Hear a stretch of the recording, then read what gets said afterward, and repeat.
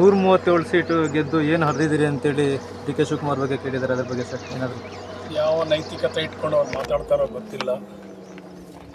ಪ್ರಾಯಶಃ ಅವ್ರ ವಯಸ್ಸಿಗೆ ತಕ್ಕಾಗ ಅವ್ರು ಮಾತಾಡಬೇಕು. ಅವ್ರಿಗಿರುವಂಥ ಅನುಭವ ತಕ್ಕಾಗ ಅವ್ರು ಮಾತಾಡಿದ್ರೆ ಒಳ್ಳೆಯದಾಗುತ್ತೆ ಅಂತ ನಾನು ಅಂದ್ಕೊಂಡಿದ್ದೀನಿ. ಭಾಳ ಚಿಕ್ಕ ವಯಸ್ಸು, ಭಾಳ ಅನುಭವ ಕಡಿಮೆ ಅವ್ರಿಗೆ. ಯಾರು ಹರಿದಿದ್ದಾರೋ ಯಾರು ಹರಿಸ್ಕೋತಾ ಇದ್ದಾರೋ ಗೊತ್ತಿಲ್ಲ.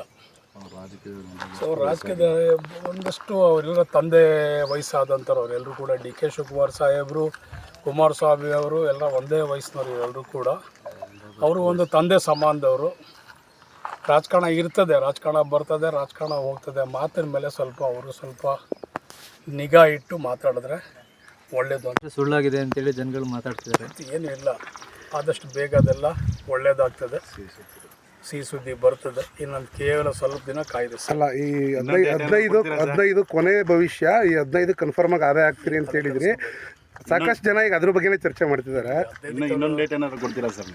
ಏನಿಲ್ಲ, ಇನ್ನೇನು ಸ್ವಲ್ಪ ದಿನ ಇದೆ, ಸ್ವಲ್ಪ ಸಾಕು. 137 ಸೀಟು ಗೆದ್ದು ಏನು ಹರಿದಿದ್ದೀರಿ ಅಂತೇಳಿ ಡಿ ಕೆ ಶಿವಕುಮಾರ್ ಬಗ್ಗೆ ಕೇಳಿದ್ದಾರೆ. ಅದ್ರ ಬಗ್ಗೆ ಸರ್ ಏನಾದರೂ ಯಾವ ನೈತಿಕತೆ ಇಟ್ಕೊಂಡು ಅವ್ರು ಮಾತಾಡ್ತಾರೋ ಗೊತ್ತಿಲ್ಲ.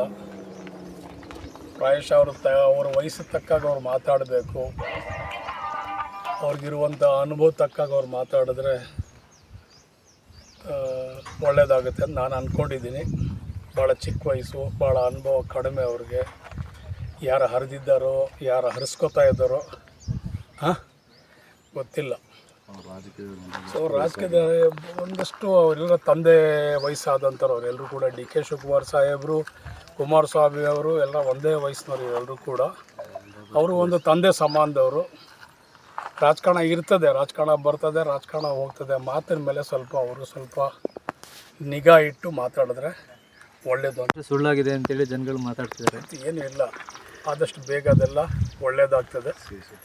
ಸಿಹಿ ಸುದ್ದಿ ಬರ್ತದೆ. ಇನ್ನೊಂದು ಕೇವಲ ಸ್ವಲ್ಪ ದಿನ ಕಾಯ್ದೆ. ಅಲ್ಲ, ಈ 15 ಕೊನೆ ಭವಿಷ್ಯ, ಈ 15 ಕನ್ಫರ್ಮ್ ಆಗಿ ಆದಾಯ ಆಗ್ತೀರಿ ಅಂತ ಹೇಳಿದ್ರಿ. ಸಾಕಷ್ಟು ಜನ ಈಗ ಅದ್ರ ಬಗ್ಗೆನೇ ಚರ್ಚೆ ಮಾಡ್ತಿದ್ದಾರೆ. ಇನ್ನೊಂದು ಡೇಟ್ ಏನಾದ್ರು ಕೊಡ್ತೀರಾ ಸರ್? ಏನಿಲ್ಲ, ಇನ್ನೇನು ಸ್ವಲ್ಪ ದಿನ ಇದೆ, ಸ್ವಲ್ಪ ಸಾಕು.